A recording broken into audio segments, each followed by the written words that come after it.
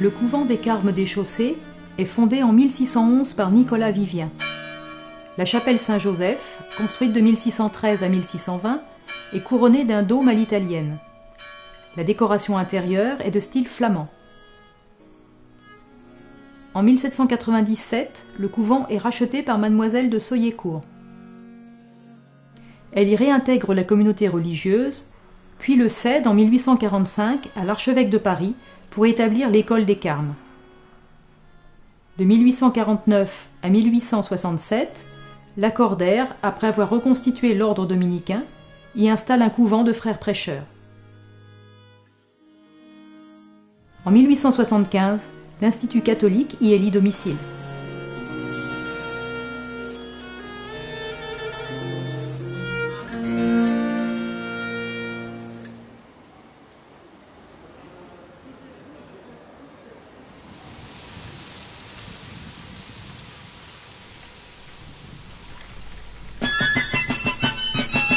Madame Veto avait promis, de faire égorger tout Paris, mais le coup a manqué grâce à nos canonniers.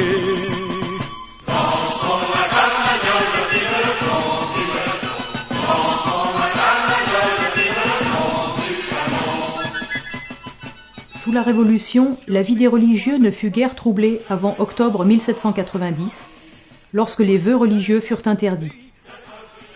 Les persécutions s'intensifièrent en 1791, notamment après la condamnation par le pape Pie VI de la constitution civile du clergé.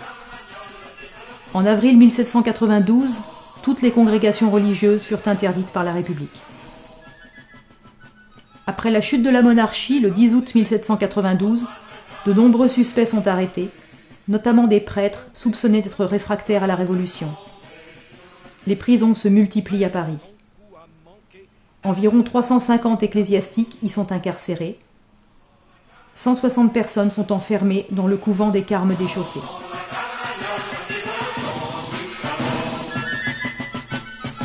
Le 2 septembre 1792, la violence éclate. Des bandes armées en délire envahissent les prisons et massacrent les prisonniers.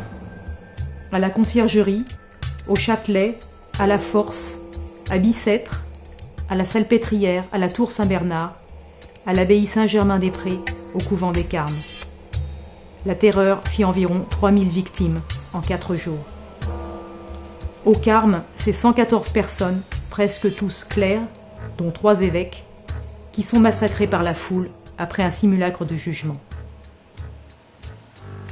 Quelques prisonniers parvinrent à se cacher ou ne furent que blessés.